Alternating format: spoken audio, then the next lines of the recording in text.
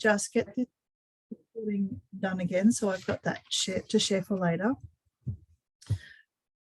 So let's jump into this stuff. Let me, how do I do this now? We'll go, no, that's not, I can't do that bit yet. Let me just share. You would think by now I would be better at this, but you know, we're getting there. So love languages. Most people have heard about the love languages in some form or another. So I'm not going to go into that part in massive depth. But what I do want to do is to share with you how I use this, because so often we are given information, we learn stuff, however, you know, in whatever capacity, but it's not, sometimes the actual application of it gets a little bit kind of lost in translation. So I want to unpack that a little bit for those people, particularly for those of you who are relatively new to business or who are looking at wanting to expand what you're doing and shift your direction a little bit. Because you will find that as you shift direction, the clients that you attract will be different. And so new people need to get to know and like and trust you that little bit more. And the more that you can speak their love language to them, the more that will help to build that connection, right? Because as you know, we all know everything about business is about building connection first, and the transactional nature of it in terms of me helping you, you helping me, and the exchange of money that goes with that will come later. But if we don't have a decent connection to begin with, it's highly unlikely that that transaction, if it happens at all, is going to be a significant one. The bigger the trust factor that sits there, the bigger that it, you know, the bigger the transactions are likely to be. I literally was talking to someone just this week who put some stuff up onto an auction. Now, this is a person who is very trustworthy. Anybody who knows them knows that they will. That they are they're a very trustworthy person. It's the cornerstone of their business. This person sold 4 items at auction, took home a significant, like multiple 6-figure number here with these 4 items. They were significant assets. And that was actually 3 conversations. One was an inspection, one was a phone call, one was a text message. The 4th item sold with no communication from the buyer whatsoever, right? Because the person in question that was selling the stuff has got an exceptional reputation, because they are trustworthy, because they are a really good human being, right? They have built those connections very strongly with a very wide network, and the people who bought were actually mostly outside of the network anyway. But I've no doubt that there was like this whole communication happening in the background that they didn't actually see. So here's the thing, right? That's a pretty extreme example. But hey, we can always work towards that. And so what I'm saying is that the more that you can build the relationship with people, the more that you can build that connection, the more likely you are for people to actually buy and invest their time and money and energy into what it is that you're offering and in how you solve their problems, because that's the nature of business, isn't it? You go to a business who's going to solve your problem. If the person that you're talking to has got the solution that you want, you will spend your money and energy with them. And if they don't, you will find someone else who can do that. So let's get into this. You'll see me looking across here because I have a second screen that's got the main promo thing onto it. And in between the two, I have my phone so I can monitor what's happening here. So love languages. We have 5 key love languages that we have all learned about at different times. There are the acts of service. There's the giving and receiving of gifts, quality time, words of affirmation, physical touch. They are our main gifts and main love languages. The ways that we use these within, obviously, there's going to be a fundamental difference between how we use this in a interpersonal connection versus business-related connections. There are boundaries there that need to be respected. But what I wanted to go through today in particular is how you can use the love languages to support the building of those relationships and the maintaining and strengthening of existing relationships, so that that know, like, and trust factor with your business is super, super strong. And then people who come to you have little to no hesitation in investing with you, and people who know you but don't need your services will have no hesitation in referring you on to people that they know do need you. So let's start with So those acts of service, it's doing things for people, right? Acts of service is my primary love language. Just give me 1 second.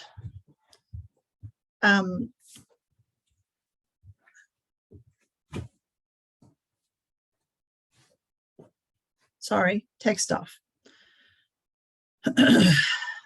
So, acts of service, it's doing stuff for people. If I'm sitting up, this is our office that my husband and I share, hence his chair over there and the dog bed, because if I'm up here, then she's got to be here too. But if I am sitting here at my desk working away, family's downstairs doing something, if somebody brings me up a cup of tea or coffee completely unprompted, just because, oh my goodness, it just makes my heart sing. So for somebody to just to continue with the whole family example, right? For someone to take care of, jobs around the house just because, without me prompting, is just amazing. We all know that there's a bunch of stuff that needs to happen. The nature of the way our family kind of operates is that I'm kind of the coordinator and we all get in and help.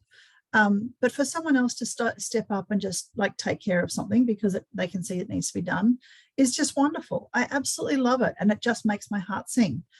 Now that's obviously within our personal relationships with my family here at home. But how does that translate into business? Well, one of the things that you can do that is really, really important, and it's something that I'm still working on refining within my own business, is having a really seamless and easy experience when people come into your business. So we all talk about the customer journey and all those other sorts of things that happen, but to have a simple process that has got obvious thought put into it without it being a really obvious thing, for an acts of service person, that really makes them feel valued. Another example of this, I guess, is that for what not to do is to break your commitments. Make your work harder than it needs to be, or don't follow through. Another friend of mine who's in business was working on a website where she needed to order some stock.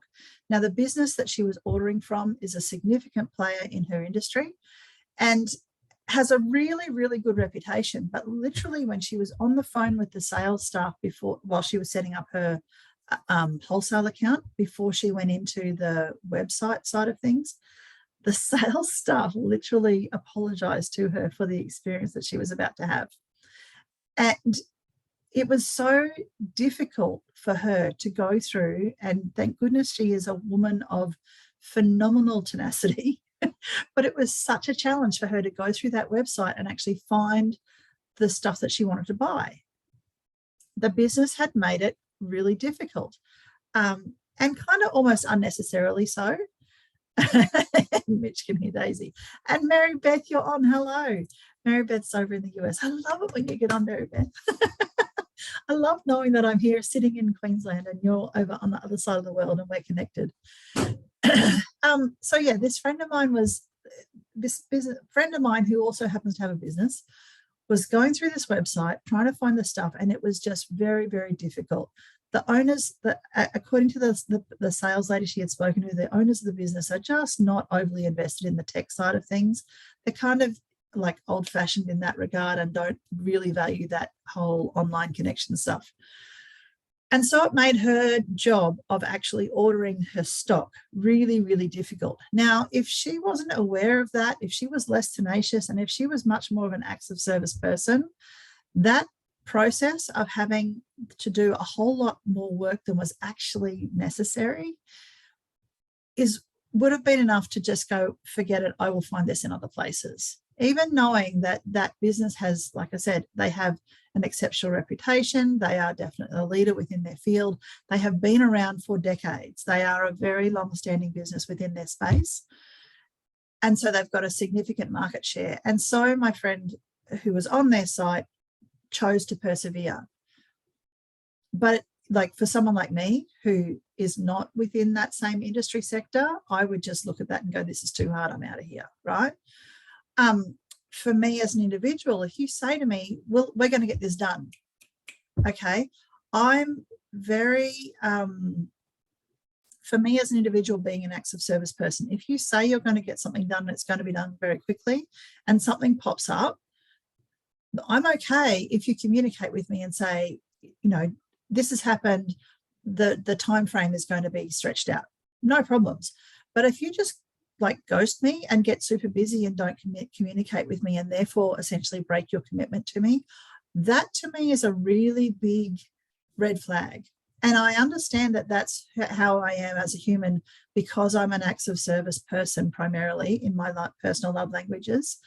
And so therefore, this is something that I'm kind of mindful of in terms of, you know, as I'm dealing with businesses. But if you are not as aware of what your love languages are, and if you're not aware of what your clients' love languages are, then that whole process of interacting can be interrupted because of that, right? So the whole thing with you get busy and something doesn't happen on time or in the time frame that you expected, not getting that back to somebody is not getting back to someone at the time frame that you said is just, it can be an absolute deal breaker.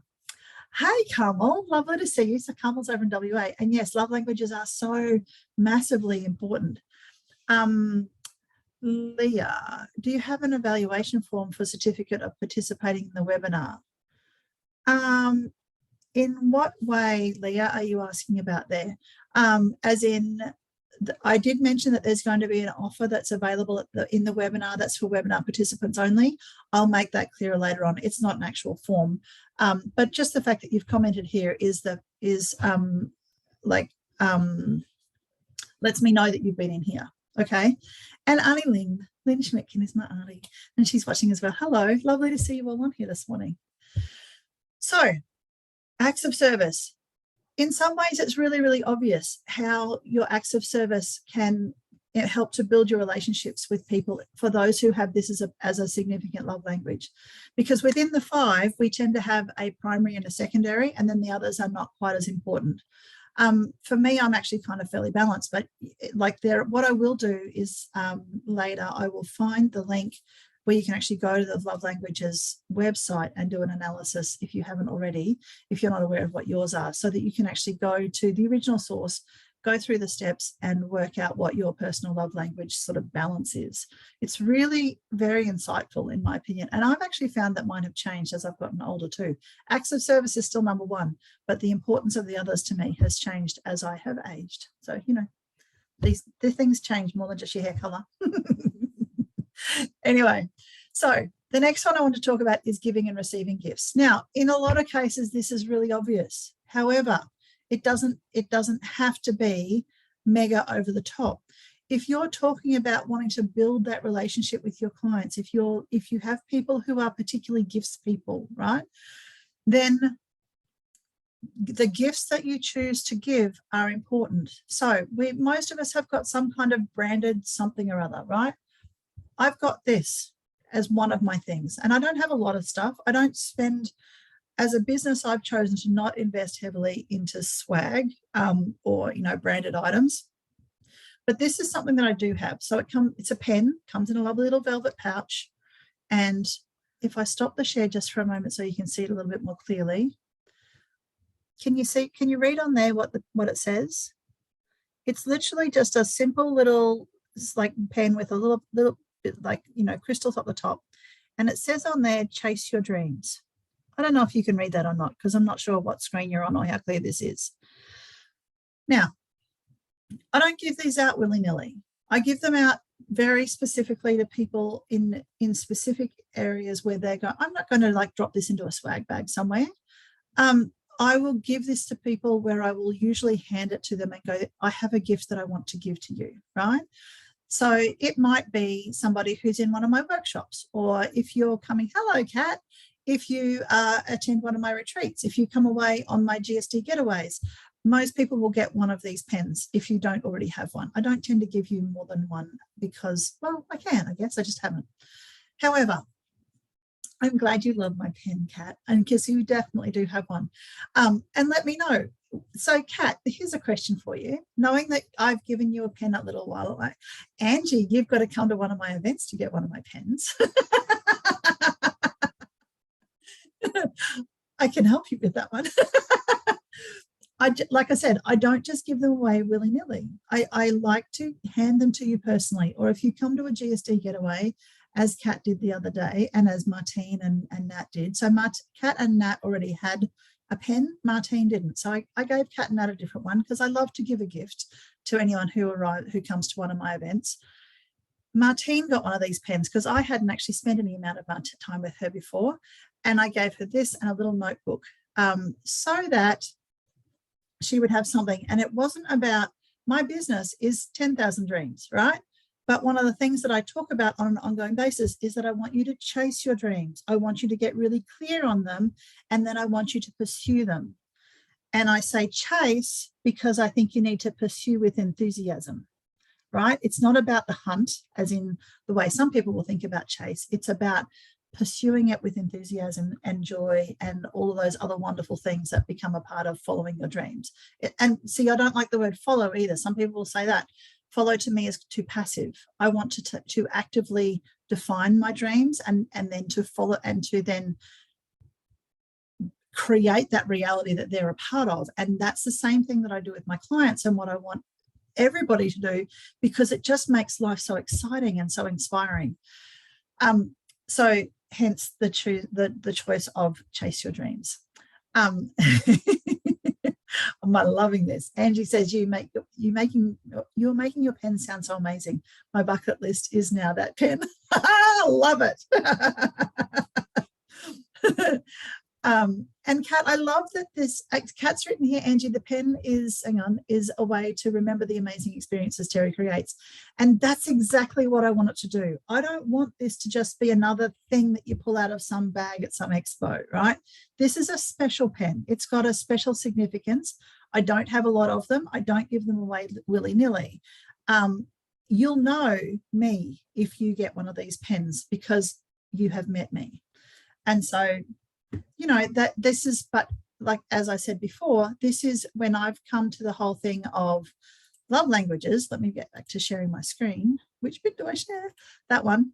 I've put time and thought into the fact that I have this particular pen. I've got other notebooks and stuff as well that are just, you know, they're branded with other stuff. And I'm planning other things that are a little bit less kind of significant, I guess, but thoughtful swag is something that will really tick the love language boxes of your customers who have gifts as a significant love language. Okay, making sure that you also are aware of their birthday is a really important thing. Angie, we need to chat about the retreat. So birthday somethings, it could be a message, it could be sending them a special something, it could be giving them a special shout out. You know, one of the things that I try to do is with the people who are on my friends list, I do my best to get on and share when they've got their just on Facebook, is to share a GIF or GIF, however you say that word, a GIF thing, right? Those little funny videos, right? Rather than just jump on and say, you know, if it's Kat's birthday, happy birthday, Kat. I know that Kat's right into food photography. If you ever want to find amazing food photos and food stock photos, you need to go and have a chat with Kat. So find her on the chat in the comments in this live. However, Kat is a full-blown foodie and a phenomenal photographer. So when I'm looking then for a birthday something to send to her page, I will go and find a gift that is related to birthdays and food or birthdays and photography, so that it is something that is significant to her. I've put some thought into that little message that says, happy birthday, Kat. Okay. It just helps. I love Kat as a human being, but I also love who she is as a business. And we have helped each other at different times in that she's been my client and I've been her client. And I love business relationships that are like that, where your friends are also your clients and you are their clients. I think it's the most amazing space to be able to live in, honestly. So it's really important, in my opinion, to build those relationships and to continue to remind people who you work with in that capacity that those relationships are important to you and that it is significant to you as an individual. Something that you need to not do is just generic CRAP, right? Who wants just a rubbish bit of crap? How many times have you received just a random nothing that is branded with some whatever? I've got right now I don't even have an example to show you, but let's go back to the pen, right? How often do you go to an expo and you've got just a plastic pen, tacky as can be, branded with something, probably doesn't write particularly well? So each one of these pens, when they arrived, I took every single one of them out of their packets and I wound the little thingy down and I did a little scribble to make sure that the ink ran well, and then I put it back in there, and thankfully every single one of them did. But I can guarantee you that if a single one didn't write smoothly, it would not be given to anybody, right? I can't tell you how many branded pens I've gotten that I get home and they don't even write. Like the ink's dried up before I've even got to them, or they're just faulty, right? That stuff drives me bonkers. The first thing that's going to happen is it's going to go in the rubbish bin, and the other thing is that my brain's going to remember that business doesn't give a damn, right? So is that what you want people to think of you? Maybe not. It's Angie says your amazing pens are very important to me. Absolutely. So here's a little fun fact. I've got a little bit of arthritis in my hand already. If I don't have a pen that feels nice to write, I don't even pick it up. It needs to be not too heavy, not too light. It's got to run smoothly. Pens are important. Kat says, I got pens that with a sexy feel because I'm textual and food is sensory. Absolutely. Absolutely. And honestly, there are so many people who are super sensory in different ways. Some people are hyper aware of it and others are not. But the thing is that if you've got a client who is super aware of that, and I think also too, Kat, you'll probably find that if you're super sensory, then physical touch is probably a significant love language of yours, right? Physical touch doesn't necessarily need to be affectionate touch. It can be, how nice does my pen feel to write in, right? It's still physical related. But if you've got a pen that feels like crap, you're going to go, oh, that business is crap, I'll chuck it out. I don't want to have anything to do with it. I don't want people thinking that of my business. So I put in time and energy into those thought processes, right? And yes, I'm using myself primarily as an example here. It's because then I don't need to worry about breaking any rules, okay? This applies across the board. My business is not the gold standard. What I'm sharing with you is information that has worked really well with me. And so I share it with my clients, like I said, at my retreats, at my workshops, in my coaching. And I'm sharing it with you right now because I want to be able to help you. Okay. So let me just check comments. Have I missed any? I think I'm okay for now. Righto. Now, next love language, quality time. Now, we all know that time is the only commodity you cannot ever replenish. Not ever. And including, right, okay, don't shoot me right now. My husband works in the gas industry. There is evidence appearing, and I haven't got enough of the research, but there's evidence coming. There is evidence that has appeared that some of the fossil fuels are actually replenishing much sooner than we initially expected, right? Now, fossil fuels take a bloody long time to replenish. And even the shorter time frame that we're talking about, we're talking sort of, less than 100 years versus over thousands, right? So I'm not an advocate for the whole wasting fossil fuels, but what I'm saying is so many of us think about the fact that fossil fuels are not replenishable. There is some evidence to show that some of them are. Time is not. It's here, it's gone, there is no getting it back.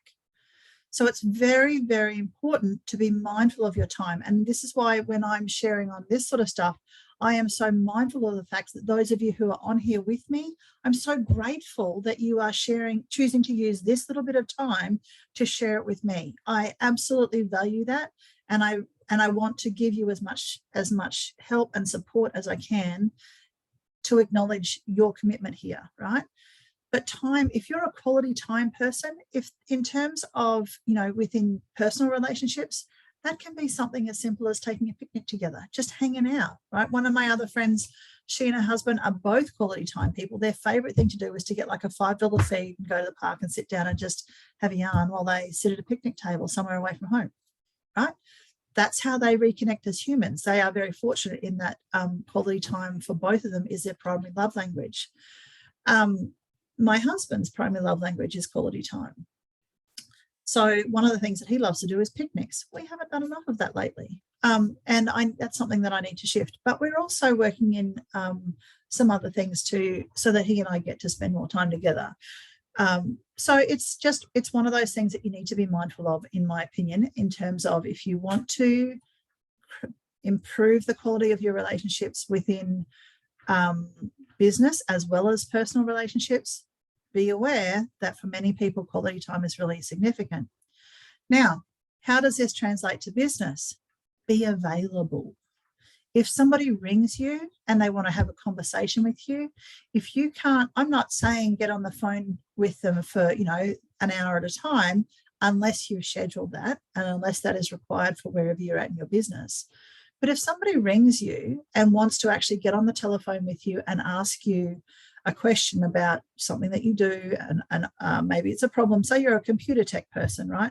We have a guy who I work with, Paul Balti, who has a business here in Toowoomba. And one of the things that I really appreciate is that me, who is the driver and not the mechanic when it comes to tech, I can ring him up or I send him a messenger message usually, and he will respond very quickly. And I know that if he's not responded, he is either asleep because he does work unusual hours, or he's with another client, because he is always very prompt at getting back to, and it might even be, I've seen your message, I can't respond right now, I'll get back to you soon, right? But it's an acknowledgement of the fact that it's there, and he gets back to me in a very timely manner. And it's something that I really appreciate. It's something that's important to do with your emails as well. Respond promptly. Acknowledge, even if you can't give a full answer right then and there, but the more that you can be efficient and responsive to your inquiries, the better it will help to tick those boxes that are required for people who are quality time people. You will notice if you ever go to my 10,000 Dreams Facebook page that I've got a mini chat bot set up there, right? And I've called it Birdie. Right? And Birdie is my non-human helper who responds to people so that they get a message immediately saying, this is Birdie, I'm not Terri, here's how I can help you, or Terri will be with you soon, basically, right? Because I want that acknowledgement to people. I also want them to be aware that they know it's not me, but also for them to know that I will be back in contact with them as soon as possible, so that I respect the time that people have put into making contact with my business in the first place. If you're looking at ticking the quality time boxes for your customers, one of the things you really need to be careful of is to not miss your deadlines. And like I said before, even if you do need to miss a deadline, communicate with your clients as to what's happened, how much detail is up to you, but maybe it's just a matter of another project I'm working on is taking a massive amount of time and is heavily time dependent. This one will be finished within, another 24, 48 hours, whatever it is that's relevant, right? I don't know. What you share is up to you. This is your business. I'm not telling you how to suck eggs here. What I'm trying to do is to share some tips and tricks that can help you to tick the love languages boxes for the people you work with, because people don't buy from your business. People buy from people. This is about building the people relationships so that you can then have those effective business relationships, right? Failing to listen to what somebody needs is a big one. So, fun fact, I've been on the phone to my bank this morning. That was awesome. I needed to adjust a spending limit for a one-off transaction. And there were 3 opportunities very clearly in the process of me getting to the point where it turns out that to be able to do what I need to do, I'm going to have to go into a branch, right? There were 3 very clear and very obvious steps along the way where information was left off in both on the website and in the hold messages that I got to listen to, because, that's banks. And also then when I actually got to speak to the humans. Now, the people were in Australia, so it was very easy to communicate with them, thankfully, and I'm grateful for that. But there were some very simple places where they could have said at the very beginning, this is what you need to do, so I could know whether or not I need to continue down and spend that half an hour on the bank, or whether I just need to reshuffle my day and go into the branch. Now, the end result is I still need to go into the branch, but the fact that they didn't listen to my needs or even try to anticipate, because as a bank, these guys are established, right? They know they should have their customer journey down pat, in my opinion. However, they just didn't. And unfortunately, I got a bit cranky at the lady I spoke to. And I said to her there, it wasn't that I was cranky with her. It's that I've got a really full day. I've got this to do. I've got other things happening. And now I've got to find a spare hour to go and sort out this particular thing that has to happen in a bank branch. And I could have found that out at the beginning of the conversation instead of half an hour in, right? They didn't listen to my needs, and they didn't really do anything about anticipating my needs so that they didn't waste my time. And that's incredibly frustrating for me at this point. So be mindful of that. How can you look at what's happening as your customers come into your business? How can you anticipate what it is that they may or may not need, and then help them to get to a resolution as to whether or not you can help them, or whether or not you have the product they're looking for in an efficient way. Words of affirmation. One of the easiest, in my opinion, love languages in terms of boxes to tick with people. Why is that?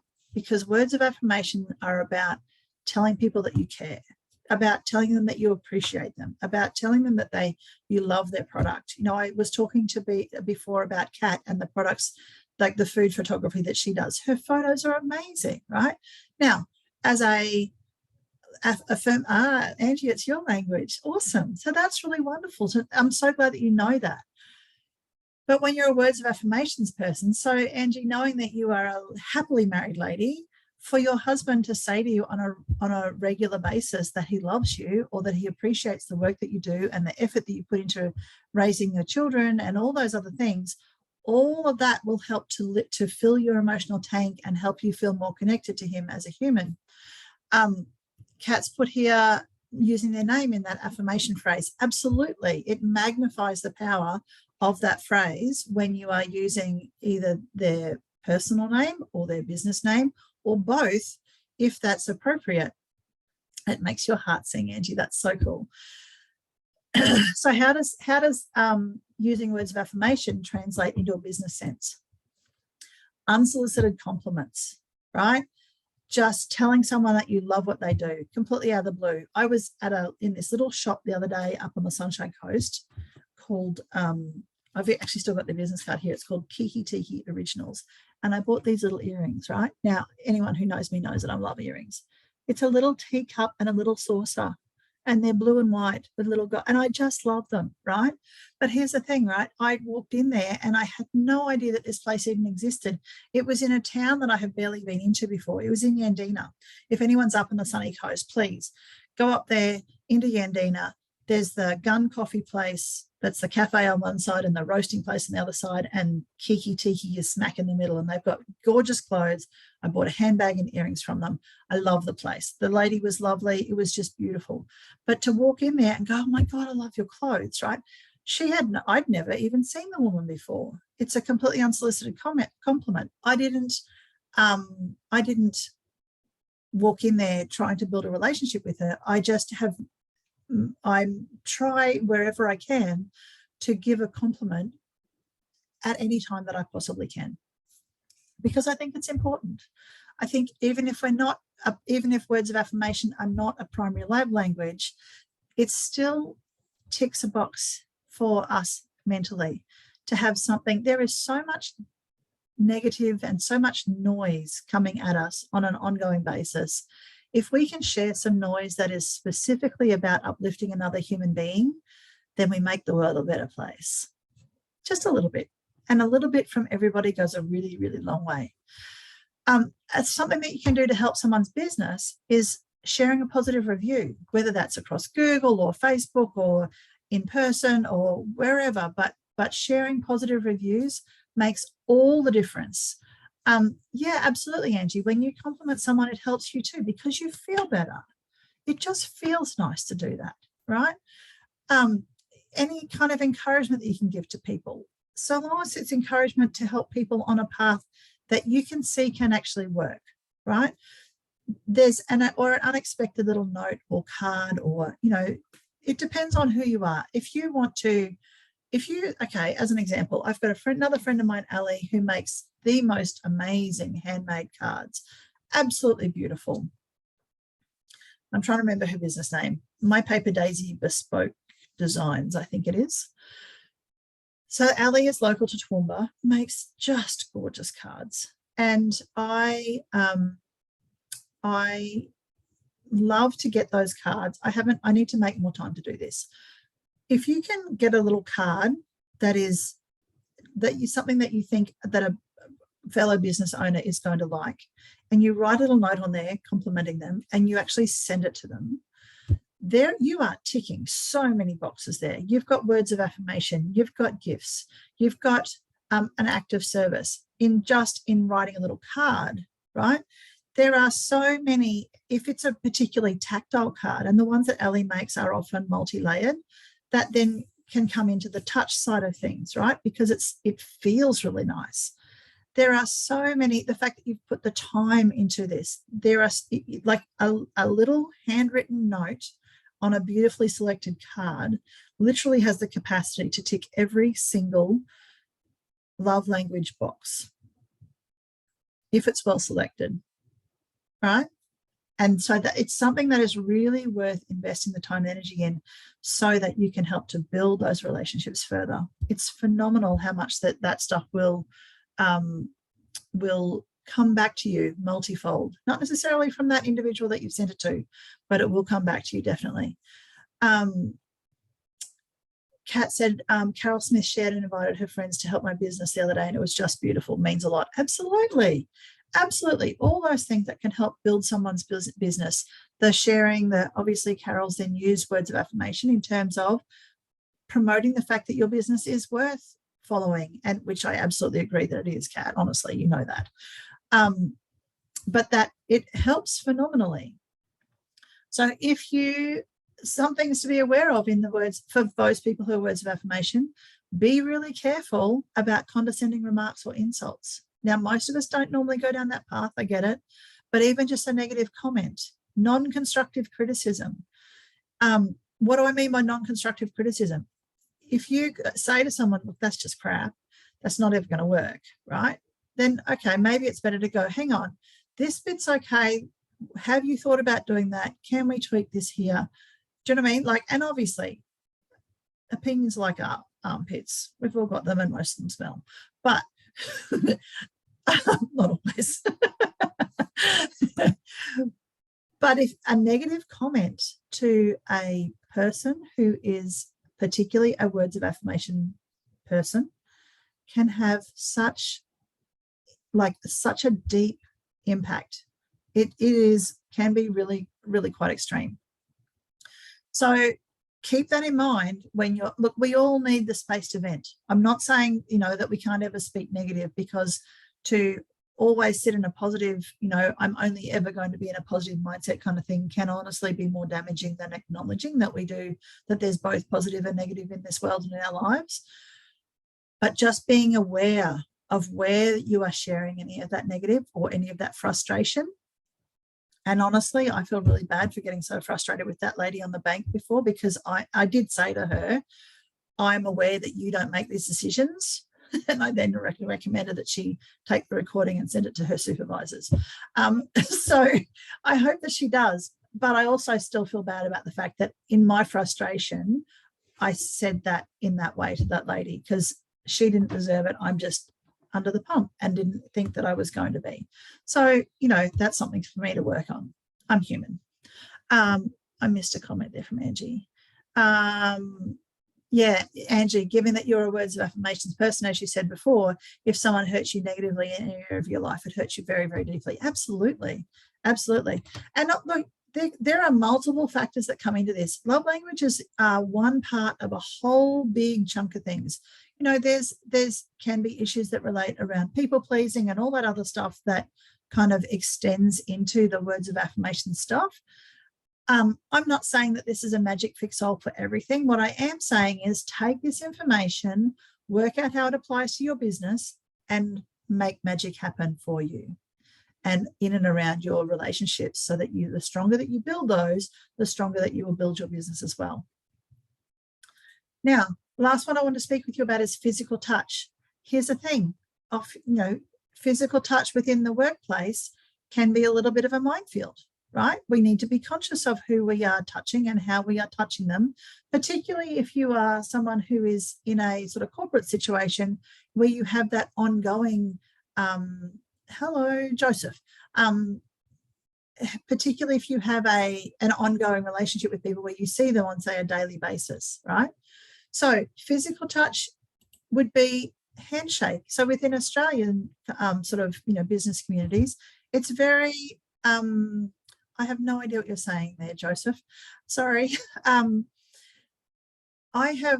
So within the Australian business community, it's sort of expected or socially acceptable for men and women to shake hands. In other cultures, that's not okay. So be mindful of what physical touch is appropriate in the settings that you are in, both in terms of geography and like local culture, and then also within the interpersonal dynamics of the people who are in the room. So that touching with permission is what's really important there. There are some guys who I will only shake their hand. There are others who I will happily give a hug to because I know them that little bit better, and because I'm a bit of a hugger. You know, even through all the pandemic, I've kind of kept hugging. I'm still here to tell a tale. That's my choice. You do you. But it's always, I am mindful of getting permission before I actually initiate any touch that is beyond a basic extending my hand for a handshake. So this is kind of one where you've kind of got to work your own way through that.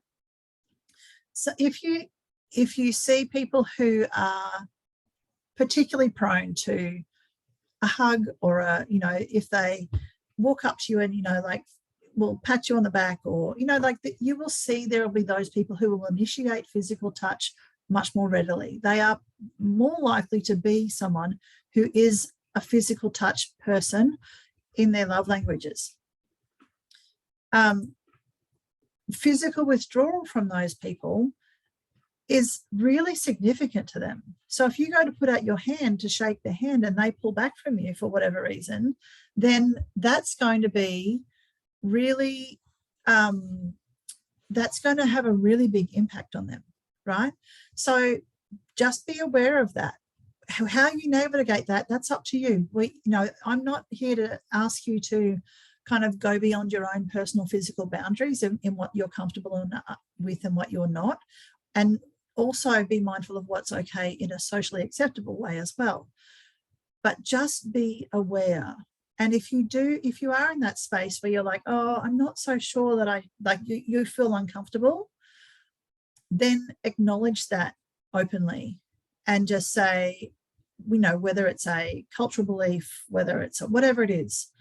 I know that for people of different, particularly religious communities, right, where that whole contact between a female and a male, particularly that they don't know, is kind of taboo, then it's, in that situation, I would suggest that you would say, oh, thank you, but not to be rude, but it's not appropriate for me to shake your hand today, right? Or maybe, oh, sorry, I'm not comfortable with doing that. Nothing about you, it's just a blanket thing, right? I don't know how you navigate that one. That's something for you. I'm a little hesitant to share this because this is not my space. I'm comfortable with shaking anybody's hand, essentially. But it's just really important that you are aware of this and that you work through this in a way so that for those people who you communicate with, who are physical touch people that you don't want to actually touch that you acknowledge that so that they don't end up feeling kind of insulted for no particular reason, right? So that's, I guess, the core of what I want to share with you today. And I hope that that stuff's been really interesting and useful in terms of how you navigate forwards with your business, right? I can't stress how important it is in terms of that. Like I said, it's about building the relationship, because you as a business owner, you as a person in business, you who is trying to, even as whether you are building a business or whether you're a part of a business as a staff member, wherever you fit in, right? It's just so important that you are aware of this so that you can then build those relationships more effectively. This translates into friendships, it translates into significant, like, relationships with your significant other. I can't explain how important all of this stuff is in terms of, literally, I think in terms of this physical touch, the information around this in terms of the love languages and then understanding personality profiles has really significantly impacted me, in the fact that I think it's basically saved my marriage. I've been married now for 20 years. I never expected to get divorced, but it kind of shocks me a little that I've been with my husband for that long. But he and I are very, very different human beings. And there certainly was a period of time in our relationship where our differences frustrated the hell out of me, right?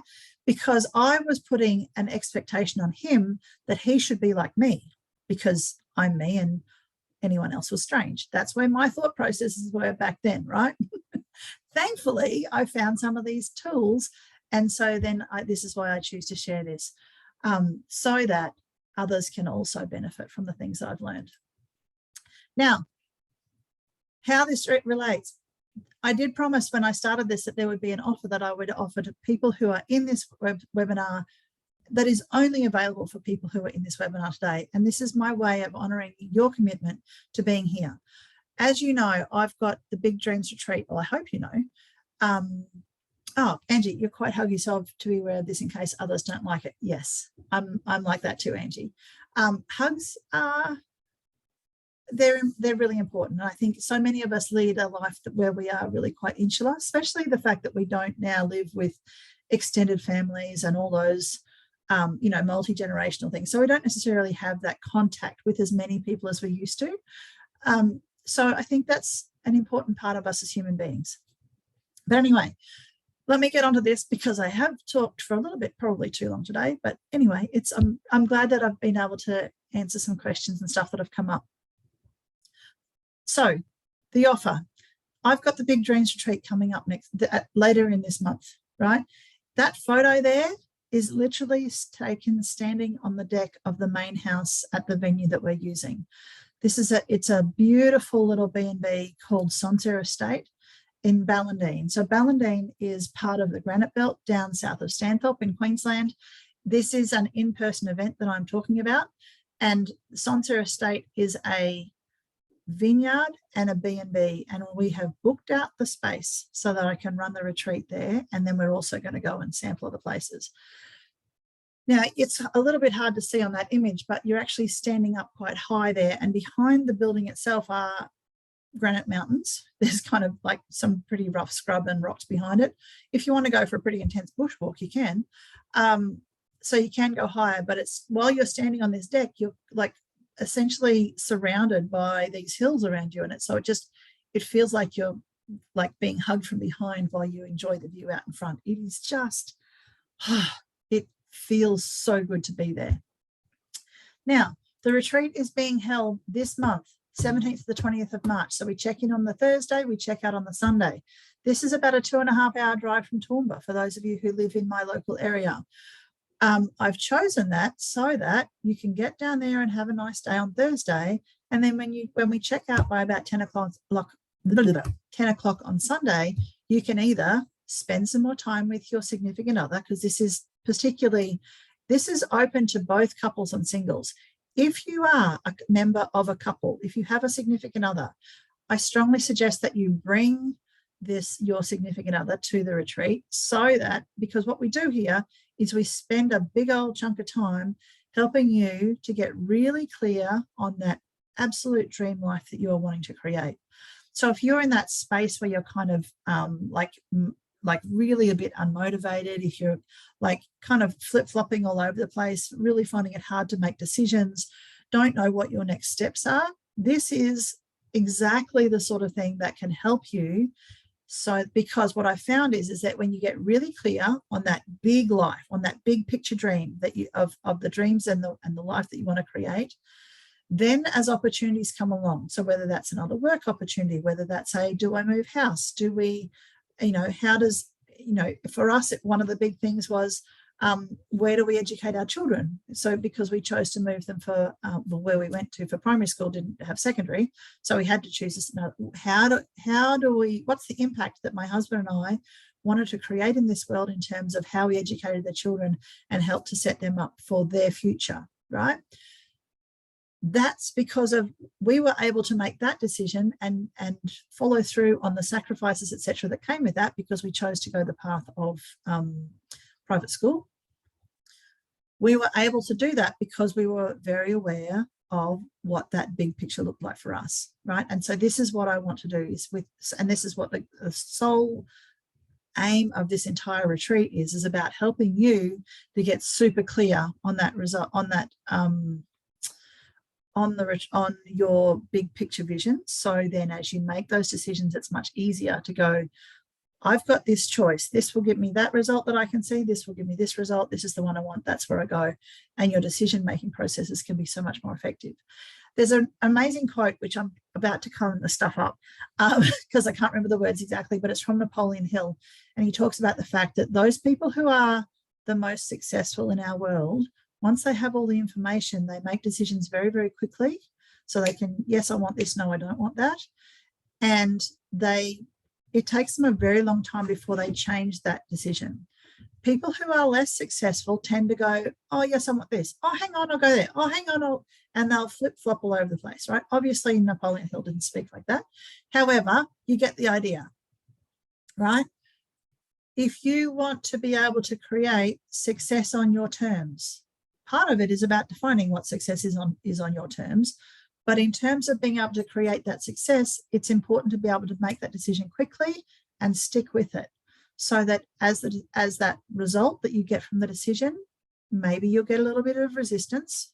Sticking the path so that you are not change that initial decision is really fundamentally important to doing that. So here's the offer. If you would like to come to this retreat, and this applies to only this retreat, if you are interested at all, let me know. We can chat. All right. So here's what I'm offering. The rooms at the retreat are divided up into king rooms, and you can either have 2 people in the king room. Each room has got an ensuite. So it's either a king room with 1 person staying in it, or a king room with a couple staying in it, right? And then I have a different pricing for people who are coming as singles and who are happy to share. And I'm calling that a twin room. Right? So it's just to give you a little explanation of to what I'm about to speak about. Here's the offer. If you want to if you would like to book a king room at the retreat, so that's either for you and your significant other to share that king room, or for you to be in the king room by yourself, I would like to give you $200 off the retreat price as a thank you for being here today and to acknowledge the time and effort that you've put into this. All right.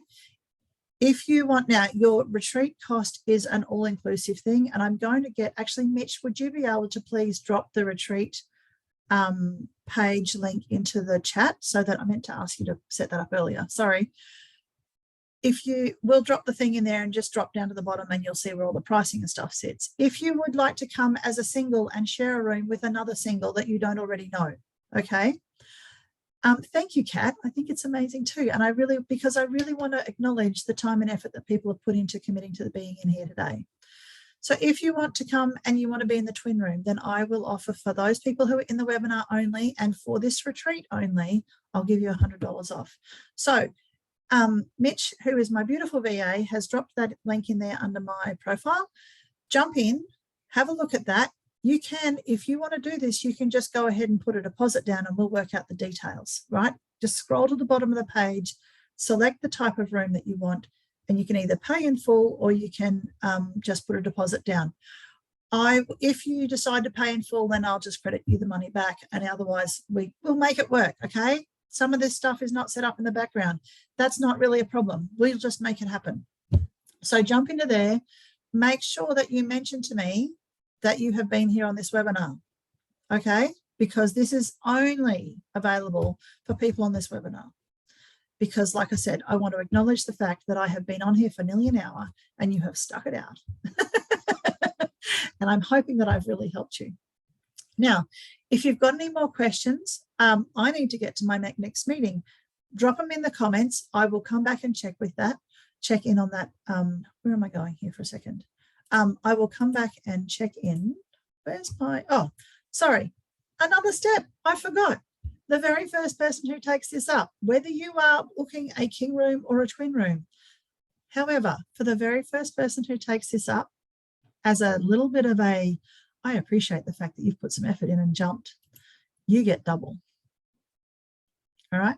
I will double this offer for the first person who takes it up, because I just want to acknowledge the fact that it's a significant leap and you've been in here investing your time with me today. So any questions, drop them in the chat. If you have questions beyond this, jump into my private messages, either directly to me or you can come in through the 10,000 Dreams page. Happy to answer the questions, but for now, I'm going to say thank you. I appreciate your time and energy of being here. And I am going to say, I'll see you later. Have an amazing day. But for now, it's bye from me.